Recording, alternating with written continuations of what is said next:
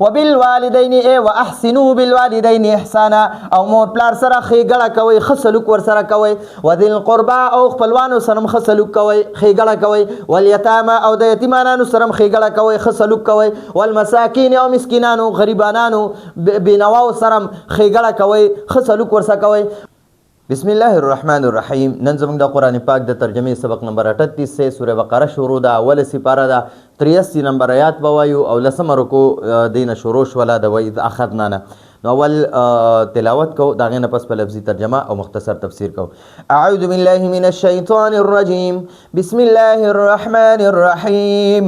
وإذ أخذنا ميثاق بني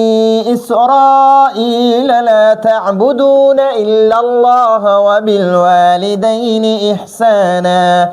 وبالوالدين إحسانا وذي القربى واليتامى والمساكين وقولوا للناس حسنا وأقيموا الصلاة وآتوا الزكاة ثم توليتم إلا قليلا منكم وأنتم معرضون. صدق الله العظيم. وإذ أخذنا ميثاق بني إسرائيل. إذ نمخ دلته کې اذكر محذوف ته اذكر معنا تاسو یاد کړئ اذكر تاسو یاد کړئ واذكر او تاسو یاد کړئ اذ کله چې اخذنا موږ واغستا میثاق کلک واده. میثاق معنا کلک واده ته وي کلک واده ته بني اسرائیل د بني اسرائیلونه الله پاک فرمای وای تاسو هغه وخت یاد کړئ بني اسرائیل کله چې ما تاسو نه کلک واده واغستا چې لا تعبدون الا الله. لا تعبدون چې کنه دا د جمله خبریه ده تک شو دا دلته کې خبر دی خو دا د نهي په حکم کې دی ښا لا تعبدو دے اصل کے تعبدو نچرے دا پا اصل کے تعبدو دے تاسو عبادت مکوئی تعبدو تاسو عبادت مکوئی نو دے کے حکم دے دا نکولو حکم دے پکے نهی آغا صیغی تاوی چی پاگے کے دا نکولو حکم وی او نفی چی دا کنا نفی فعل نفی یو فعل نفی وی یو فعل نهی وی نو نهی کے دا کار نکولو حکم وی دا کار نکولو حکم وی او په نفی کې د کار نه کول حکم نه وي بلکې چې کار نه کړي د هغه خبر رسای یعنی پلانی کار نه دی کړي یا تا کار نه دی کړي نو یو وی تا کار نه دی کړي نو دا خبر شو یو وی ته کار مکوا دا حکم شو د نه کول حکم دی نو په نهی کې د نه کول حکم وی ٹھیک شو. نو دا لا تعبدون اصل کې تاسو عبادت نه کوئ لفظي ترجمه اداره خو مطلب اداره چې تاسو عبادت مکوئ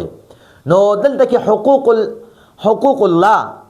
الله حق الله بیان شو حق الله. نو بنی اسرائیل ولا چې کله الله پاک موسی علیہ السلام لا کوه تور کې تورات ورکو کنه او دا لاړو خپل قوم ته بیان کو قوم ور سره نه منلو نو الله جل جلاله په هغه باندې کوه تور روچت کو ورفعنا فوقكم الطور پاغي باندې دا کوه تور روچت کو او د پسره باندې ول ودرو او بیا ته الله پاک فرمای ورته وای اوس منی کنه منی دی به یا الله موږ منو نو دا مفسرین فرمای وای دا غر په داسې ولاړو کنه نو چې غر به کله دی طرف ته داسې راخته شو کنه دی به یا الله منو او چې کله به غر لګ اوچت شو بیا به ته مخواړو یا الله نه منو بعض دا دوه مشکلات دا مشکل احکامات دا موږ نه منو. واذ نتقنا الجبل ورفعنا فوقكم الطور کې مطلب دا دی چې په دې باندې الله پاک کوه تور اوچت او واذ نتقنا الجبل فوقهم كانه ذله سوره مائده کې غالبا شپږم سپاره کې واذ نتقنا الجبل نتق معنا دا چې دا جبل غر په اوچت کو او بیا په داسې خوځو داسې پر پاسه خوځونو نتق معنا دا اوچتول او بیا خوځول او رفع معنا دا صرف اوچت درول د پاسه په ودرو خو دلته کې قران کې بیا الله پاک فرمایي چې وی درو چې د پاسه په راوستو د سرونو د پاسه نو صرف په ون درو نتقنا الجبل فوقهم دا غي د سرونو د پاسه د غر بیا داسې خوځول نو چې د خکته په راغه نو دی به الله مونږه منو بالکل مونږه خبره تسلیم کړه بس تاسو احکامات په تورات کې دي دا منو خو چې وی غر به کله واپس بره شو شو کنه دی به الله نشو منلې دا ډېر ګران احکامات دي بیا به الله پاک راښکته کو نو دا هغه بني اسرائیل هغه خلک دي نو دا اوس چې کوم اسرائیل دي نو دلته یو طرف ته معاهده وکړي او بیا پې لګیا د جنگ بندۍ معاهده وکړي واپس لګیا شي په هغې باندې بمباري شروع کړي نو دا هغه قوم دی چې دی د موسی علیه السلام په زمانه کې الله پاک ته قول اقرار واغستو الله پاک ورسره واده وکړه چې الله پاک سره دی کلکه واده وکړه چې ګورې او الله پاک ته واغسته الله پاک ته په زور واده واغسته چې تاسو به دا کار کوئ دا خبر دا زما احکامات به منئ چې زه راته څه وایم هغه به منئ دی به وایي الله منو خو چې بیا به الله پاک ته غر اوچت کو دی به وایي نه منو نو دغه شانته دا اوسنی دهشتګرد هم دي دهشتګرد نو ځان په خپل دعاګانو کې دا چې کم مسلمانانو ملکونو سره ظلم کوي نو هغه په خپل دعاګانو کې یاد ساتي او دغه دهشتګردو لپاره بد دعا کوي چې الله پاک په خپل یو قهر نازل کړي دا خو ظالم قوم دی ظالم قوم او د اسلام او د مسلمان دشمنان دي او دا اوس چې کوم نوې نقشه جوړه کړي پاغه کې مدینه منوره مکه مکرمه د خپل دی باندې به مونږه قبضه کوو دا زمونږ علاقې وي د مدینه منوره کې چې دا کوم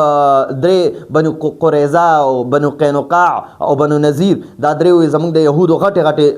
دغه وي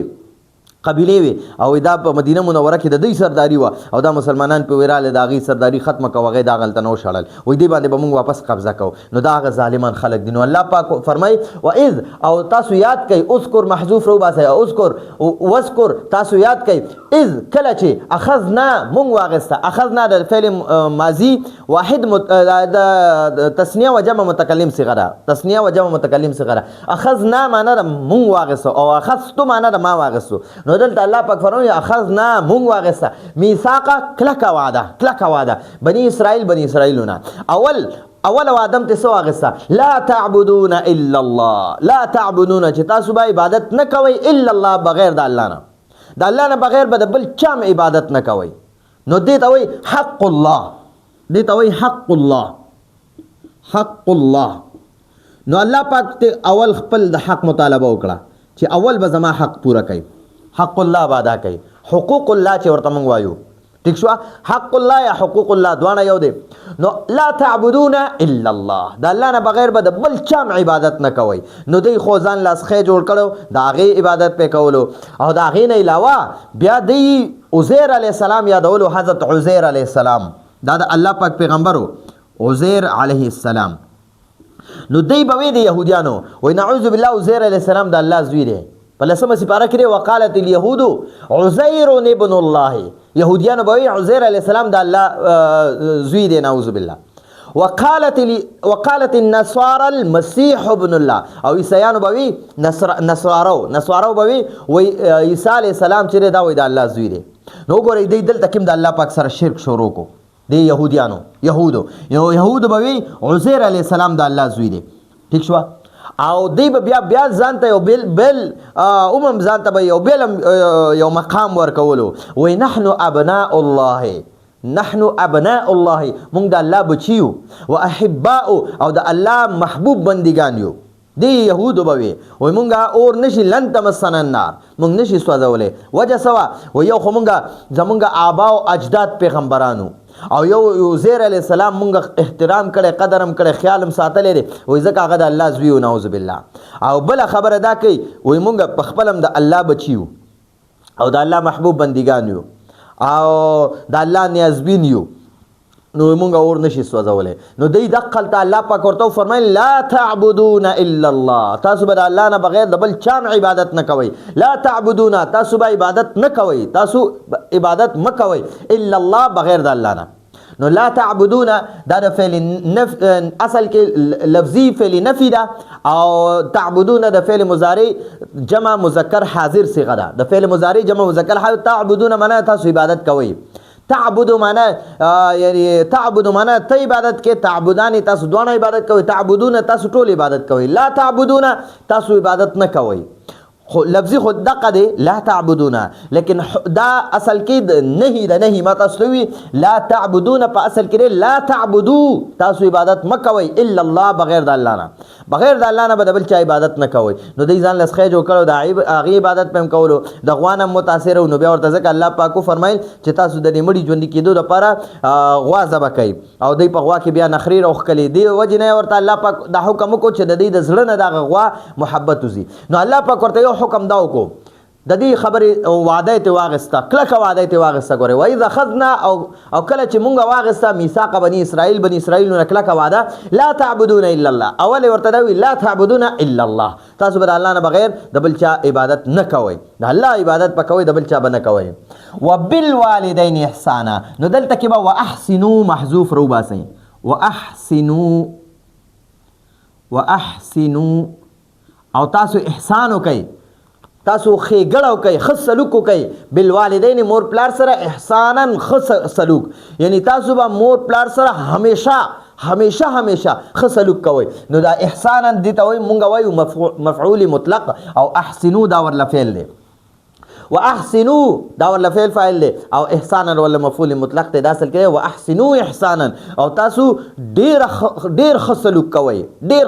کوي بالوالدین مور پلار سره. والدین د والد تسنیه والدین راځي، نو چا خو دوه پلاران کې دی نشي، نو والدینو کې مور او پلار دواړه شامل شو. وبالوالدین احسانا، نو اول دې ځکه چې وکنه دلته کې لا تعبدون الا الله، دي کې حق الله او حق الله یا حقوق الله، او وبالوالدين ننده ده بالوالدين احسانا وذي القربى واليتامى والمساكين وقولوا للناس حسنا، دي زه پوری دا بیا حقوق العباد راغی، حقوق العباد. نو الله پاک د حقوق د خپل حقوق سره د خپل بندگانو حقوق هم شمار کړل، او په بندگانو کې د ټولو نه زیات د احسان او د ښه سلوک او د ښېګړې حقدار مور او پلار دي، ځکه د الله پاک په حقوق پسې فوراً مور او پلار حقوق بیان کړل چې مور او پلار ګوره دا په دنیا کې یو داسې لوی نعمت دی چې ښځه بچي دا ټول ارس واپس راتلی شي، مال دولت او عزت او شهرت دا واپس راتلی شي، خو مور پلار یارونه خويندې دا د یو ځل د لاس لاړه دا واپس بیا نه راځي. نو ځکه الله پاک د خپل حقوق سره د مور پلار حقوق فوراً واپس یاد کړل. وبالوالدین احسانا، او مور پلار سره ښه سلوک کوئ، ښېګړه کوئ، ښه سلوک کوئ، احسان ور سره کوئ. نو مفسرین فرمایي وای د مور پلار سره احسان کول، ښېګړه کول، ښه سلوک کول، قدر او احترام کول دا فرض دي، دا د فرض په درجه کې دي. او چې مور پلار درته د بدعت یا د شرک حکم وکړي وي هغه مه منه، نور به هر خبره به منې، جایز به هر یو حکم منې. تر دې پورې حدیثو کې راغلی دي که مور پلار درته وایي چې ښځه پرېږده ام به هم پرېږدي، ښځې له طلاق ورکړه ام به هم طلاق ورکړي، تر دې پورې راغلی دي. خو بیا به تا سره هم سر سترګې شته دی، ته به د دواړو خبرې اوري، نو د هغې نه پس به بیا فیصله کوي. کله ستا ښځه او هغه ستا د مور بېعزتي کوي او د مور پلار قدر دې نه کوي او د مور پلار سره دشمني کوي هر وختي، او ته بیا هم د هغې ښځې طرف کې او مور پلار پرېږدې، نو دې باندې ته ګناهګارېږي. ته به اول مور او پلار او دا ښځه مخامخ کښېنې، نو کو زیاتې د مور پلار وي نو هغې ته به ووایي خیر دی تاسو لږه نرمي کوئ، که زیاتې د ښځې وي نو چې مور پلار درته کوم حکم وکړي بیا به ښځې سره هغه عمل کې. نو الله پاک فرمای وی لا تعبدون الا الله، دی بنی اسرائیل ته وایي چې تاسو به د الله نه علاوه د بل چا عبادت نه کوئ. وبالوالدین احسانا، او مور پلار سره به ښېګړه کوئ. وبالوالدین، او مور پلار سره احسانا ښېګړه به کوئ، ښه سلوک به کوئ، احترام به کوئ، قدر به کوئ، او د حکم تعمیل به کوئ، خبره به منئ. وذل قربا، نو دلته کې دا واحسنوا احسانا د دې عطف په دې باندې دی. وذل قربا، او خپلوان او رشتہ دارانو سره ښه سلوک کوئ، دا ښه سلوک والا خبره نه، ښېګړې والا دا د رشتہ دارانو سره دی، یتیمانانو سره دی، مسکینانو سره دی. نو الله پاک فرمایي وبالوالدین احسانا وذل قربا، او رشتہ دارانو سره ښه سلوک کوئ، رشتہ دارانو سره رشتہ داري مه پرېږدئ، ځکه قیامت په ورځ به دا رشتہ داري نه ده، دا به د الله په دربار کې حاضر شي او یا الله دا کس د خپل رحمت نه داسې کټ که څنګه چې په دنیا کې ما سره تعلق پرېښی، دغه شانتې څنګه زه کټ کړی وم او د قطع رحمي کړې وه، یا الله نن دام د خپل رحمت نه جدا کړې. نو دا رشتہ داری خپل رشتہ داری ماماګان تر تربوران رشتہ داران رونه خويندې دا ټولو به خپل قدر احترام کې کتا سره تعلق پریدیم ته ور سره تعلق نه پریدې دا دای سره کتا سره بد سلوک کوي نو ته ور سره ښه سلوک کوي وذل قربا او خپلوانو سره ښه سلوک کوي والیتاما او یتاما چې دا د یتیم جمع ده یتیم یو یتیم ته وای او یتاما چې ده کنه یتاما دې ته وای جمع مکسر یتاما نو دا یتاما چې دا د یتیم جمع ده یتیمانان او یتیمانو سره ښه سلوک کوي یتیمانانو سره ښه سلوک کوي نو ول یتاما نو دلته کې دا احسان د مور پلار سره دی بیا اول نمبر د مور پلار دی دویم نمبر د رشتہ دارانو دی دریم نمبر د یتیمانانو دی نبی علیہ السلام فرمای وای چې څوک په دنیا کې د یتیم کفالتو کې د یتیم احترامو کې د یتیم قدرو کې د یتیم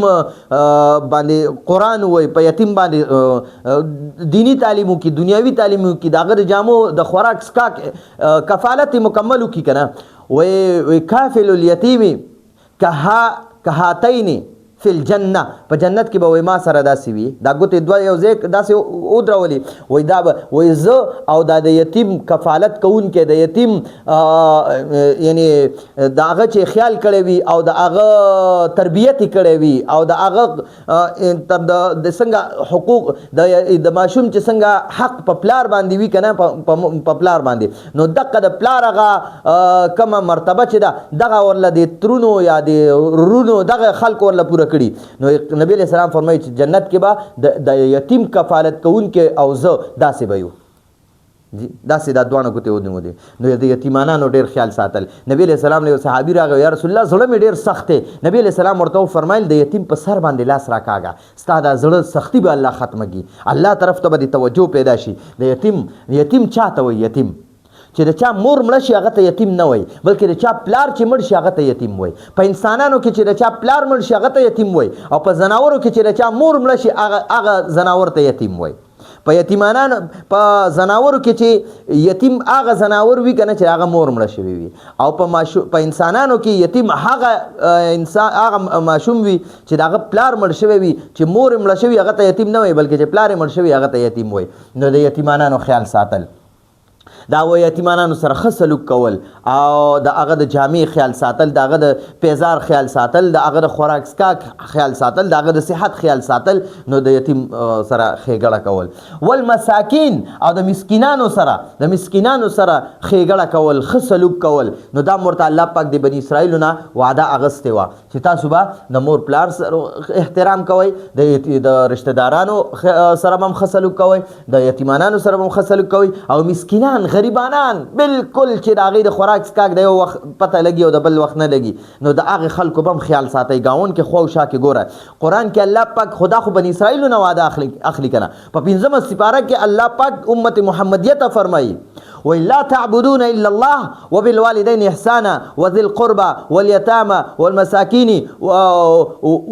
والمساكين والجار ذي القربى والجار الجنب والصاحب بالجنب وبن السبيل دا وعده الله پاک د امت محمدیه نه مغسنی لا تعبدون الا الله تاسو به د الله نه علاوه د بل چا عبادت نه کوئ نو دا د بني اسرائیلو نه وعده وه د دې امت نه الله وعده اغستله وبالوالدین احسانا د مور پلار سره به ښېګړه کوئ ښه سلوک به کوئ احترام به کوئ بني اسرائیلو نه الله وعده اغستې وه د امت محمدیه نه الله پاک اغستله وذي القربى او د رشته دارانو سره به ښه سلوک کوئ والیتاما د یتیمانانو ښه سلوک کوئ او خیال به ساتئ والمساکین او د مسکینانو سره به ښه سلوک کوئ او خیال به ساتي والجار ذي القربى او د خپل گاونډي سره به خیال ساتي نږدې گاونډي سره داغه به احترام او ښېګړه به اور سره کې او والجار الجنوب او د ځان نه لږ لرې ګاونډي چې وي د هغه به هم خیال ساتي قدر به کې د هغه ته به تکلیف نه رسې نږدې ګاونډي ته به هم خیال به ساتي قدر به کې احترام به کې ښېګړه به ورسره کې مالي امداد به ورسره کې او هغه ته به په خپلو خوشحالو کې تکلیف نه ور رسې چې ستا کره واده دی خوشحالي ده او تا دومره درس غوبل اغستی چې ګاونډي کې په کور کې بیمار پروت دی او هغه ته ستا د وجې نه تکلیف دی داسې به کار به نه کې نو دا د امت محمدیه نه الله پاک دا وعده اغستی ده والجار الجنوب والجار والصاحب بالجنب وصاحب بالجنب او ستا سره چې خوا کې څوک ملګری ناسي د هغه سره به ښېګړه کې هغه سره به ښه سلوک کې وابن السبیل او د مسلمان به خیال ساتي قدر به کې ښېګړه به کې د مسافر به ښېګړه به ورسره کې نو دا د امت محمدیه نه وعدې دي او دا د بني اسرائیلو نه وعدې اخیستې وي چې لا تعبدون الا الله وبالوالدین احسانا وذي القربى واليتامى والمساکین او بیا ټولو ته حکم دی امت محمدیه تم او د یهودیانو تم حکم بني اسرائیلو ته وقولوا قولا قولوا خبره کوي خبره کوي او تاسو وایي للناس خلق سره تاسو کوي خلق سره حسنا خبره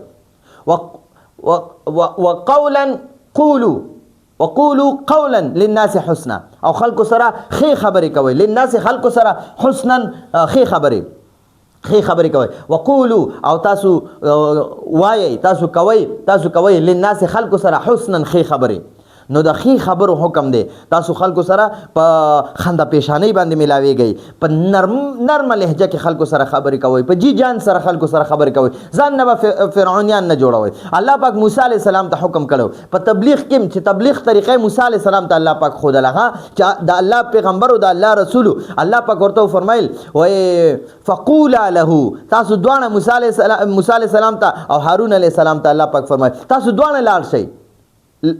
فقولا له قولا لینا تاسو دوانه فرعون لاړ شئ او هغه سره نرم مزاج کې خبره وکړئ په نرمۍ لهجه کې ور سره خبره وکړئ نو الله پاک موسی علیه السلام او هارون علیه السلام ته تبلیغ طریقه هم ښیي د خطابت طریقه هم ورته ښیي چې که عالمي نو ته به په نرمۍ سره هر چا سره خبره کوي که مقتدیان دي وي که رونه دي وي که خویندې دي وي که رشته داران دي وي که ستا خبره چې څوک هم وروري په نرمۍ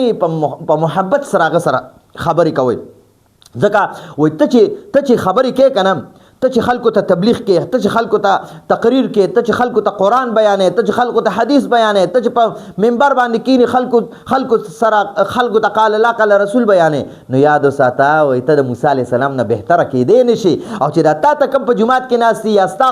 قرآن ستا حدیث دا په میډیا باندې اوري نو ګورې هغه د فرعون نه بدتره کېدی نشي نو ته د موسی علیه السلام نه اوچته مرتبه ستا کېدی نشي چې موسی علیه السلام یو جلالی پیغمبر هغه ته الله پاک فرمایي موسی علیه السلام ته چې ته په نرمه لهجه کې فرعون سره خبره وکړه نو موږ ته خو به طریقه ولا حکم دی چې یعنی امت محمدیه کې چې څومره علما دي څومره محدثین دي څومره مبلغین دي تبلیغ والا دي او عالمان دي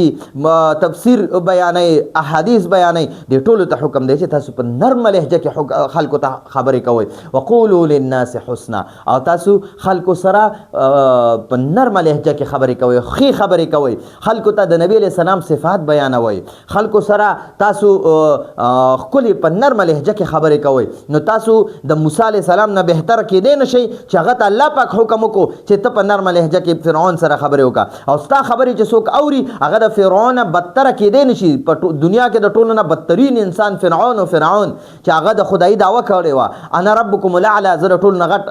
خدای یم ستاسو د ټولو نه اوچت خدای نو الله پاک موسی علیه السلام ته حکم وکړو چې دغه د خدایي دعوه کوي که نه د سره هم په نرمه لهجه کې خبرې وکړه کېدی شي چې دا ستاسو دا خبرو اثر په ده باندې وشي نو نرمه لهجه کې که تبلیغ والا بیان کوي نو خلکو باندې اثر کوي که علما په نرمه لهجه کې خپلو عوامو ته خپلو مقتدیانو ته بیان کوي نو هغه باندې اثر کوي او مونږ عوام خلکو که یو بل سره په نرمه لهجه کې ښکلي اخلاقو سره خبرې کوو نو خلک وایي یاره څومره ښکلي اخلاق دي ستا د اخلاقو نه خلک متاثره شي نو بیا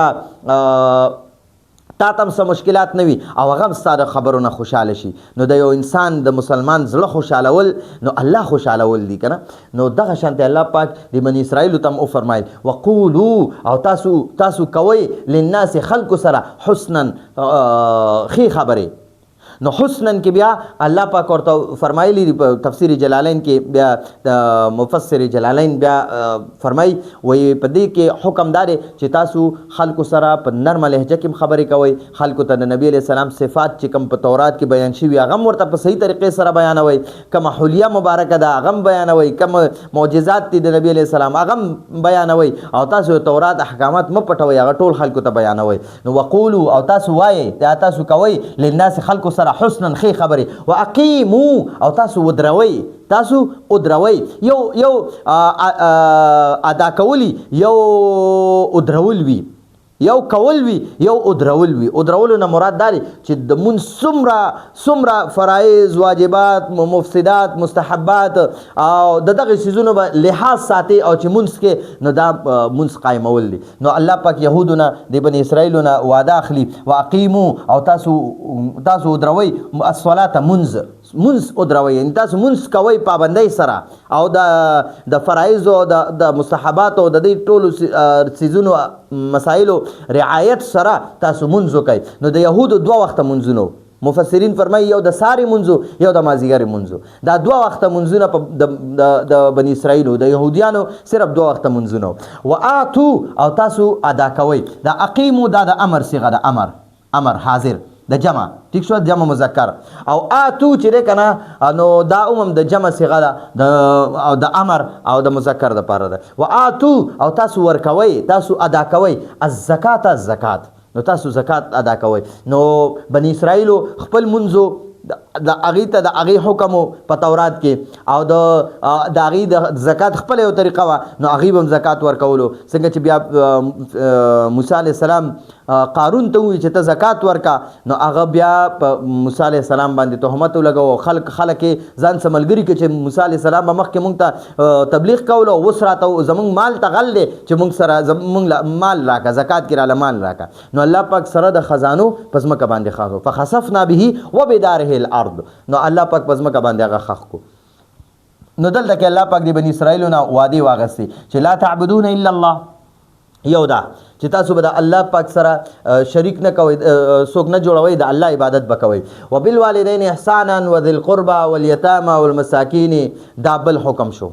وقولوا للناس حسنا دا دریم حکم شو. واقیموا الصلاة دا سلورم شو. وآتوا الزکاة دا پنځم شو. د دې پنځو خبرو باندې ته الله پاک وعده واغسته چې دا 15 کارونه به کوئ. نو دوی وی چې یا الله بالکل منو چې الله پاک به په غر اوچت کو او د دې باندې به رانږدې شو. وی الله دا تا چې کومې 15 وعدې موږ نه واغستې په دې موږ کلک ولاړ یو موږ بالکل په دې باندې ولاړ یو او همدقه به کوو. خو چې څنګه به الله پاک لږ غر اوچت کو که نه دوی به بیا ثم تولیتم بیا تولیتم تاسو مخ واړولو تاسو روګرداني وکړه تاسو هغه کوم وعدم چې کړی و د هغې نه واپس شوئ. ثم تولیتم دا د فعل ماضي جمع مذکر حاضر صيغه ده. تولیتم تاسو مخ واړولو تاسو روګرداني وکړه تاسو خبرې نه انکار وکړو. ثم تولیتم بیا تاسو مخ واړولو یا تاسو انکار وکړو د خبرې نه یا تاسو د دې وعدې نه منکر شوئ.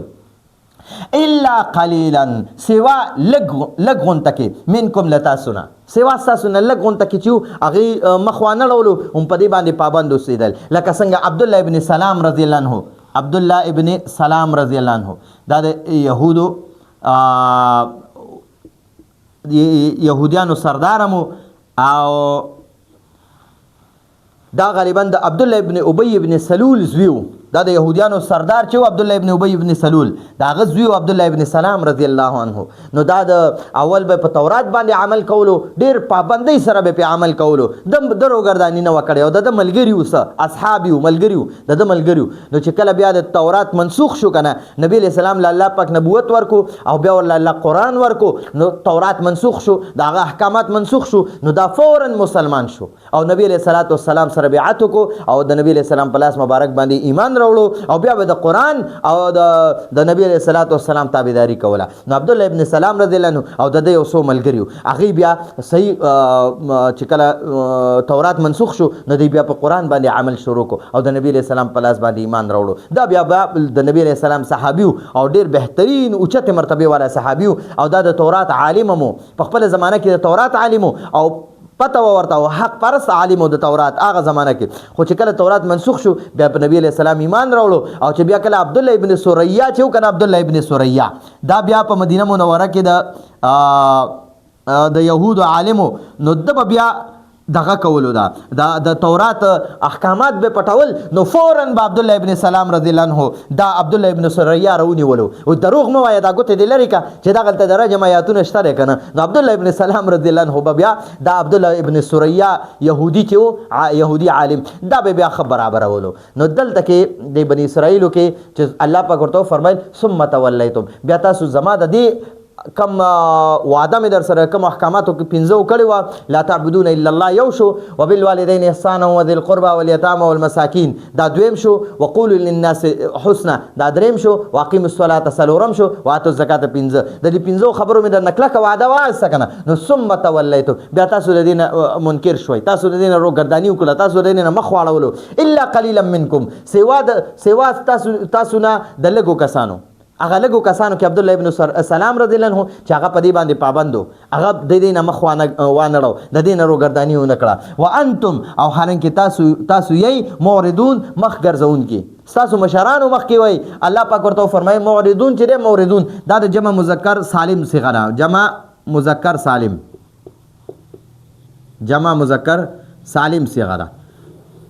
اعراض کون کیے تاسو اعراض کون کیے مخاړون کیے تاسو انکار کون کیے نو تاسو مشرانو انکار کړو چې الله پاک به کله کوهی تور لګو چت کو نو دی به چې مونږه ډل منونه او چې بیا په الله کې خو دا رانځي کو په سر به ول راټیټ کو نو دی به الله منو بس مونږه دا عذاب لري کا نو دا هغه خلق دي نو الله پاک بیا د نبی رسول الله په زمانه کې دغه يهودو ته وي چې ګوره تاسو عادت ته دا الله د احکاماتو نه مخ اړول او د الله د پیغمبرانو قتل ستاسو عادت دی په یو ورځ کې دوی څومره درې سوه پیغمبران شهیدان کړي او څومره دوی ظلمونه کړي نو الله پاک ورته وفرمایل ثم تولتم بیا ستاسو مخ واړولو الا قلیلا منکم سوا د لږو کسانو نه یعنی د لږو کسانو نه بغیر نور تاسو ټولو مخ واړو دغه لږو کسانو مخ وانړو دوی خبره ومنله او منکر نشو او روګرداني ونه کړه او زما نافرماني ونه کړه بس دا کم سیزونو ور سره ما وعده کړی وه په هغې باندې پابندو وانتم موردون او چې دا کمو خلکو ته مخ واړولو دوی ته وایي چې تاسو روګرداني کوونکي خلک یې ستاسو مشرانو روګرداني کړې وه نو تاسو خو په سر کې د هغه روګرداني کولو والا یې نو دا زمونږ تفسیرو د نن ورځې د یو آیات هم تفسیر وکړو لفظي ترجمه انشاءالله یو ځل وایو چې دا موږ ته ښه مضبوطیات شي وذکروا او تاسو یاد کړئ اذ هر کله چې اخذنا مونږ واغستا میثاقک لکه وعده بني اسرائیلونه لا تعبدون چې تاسو به عبادت نه کوئ تاسو عبادت مه کوئ الا الله بغیر د الله نه تاسو بغیر د الله نه جل جلاله نه بغیر د بل چا عبادت په نه کوئ وبالوالدین واحسنوا بالوالدین احسانا او مور پلار سره ښېګړه کوئ ښه سلوک ورسره کوئ وذي القربا او خپلوانو سره هم ښه سلوک کوئ ښېګړه کوئ والیتامه او د یتیمانانو سره ښېګړه کوئ ښه سلوک کوئ والمساکین او مسکینانو غریبانانو بینواو سره ښېګړه کوئ ښه سلوک ورسره کوئ وقولوا للناس وقولوا او تاسو کوئ للناس خلکو سره حسنا ښې خبرې وقولوا او تاسو وایئ للناس خلکو ته حسنا ښې خبرې خلکو ته وایئ یا ښې خبرې خلکو سره کوئ په نرمه لهجه باندې خلکو سره خبرې کوئ واقیموا الصلاة او تاسو مونځ قایموئ وآتوا الزکاة او تاسو زکات ورکوئ ثم تولیتم بیا تاسو مخ واړولو الا قلیلا منکم سوا د تاسو کې د لږو کسانو نه بغیر نور ټولو مخ واړولو وانتم معرضون او حالانکې تاسو مخ ګرځونکي او تاسو حال دار چې تاسو مخ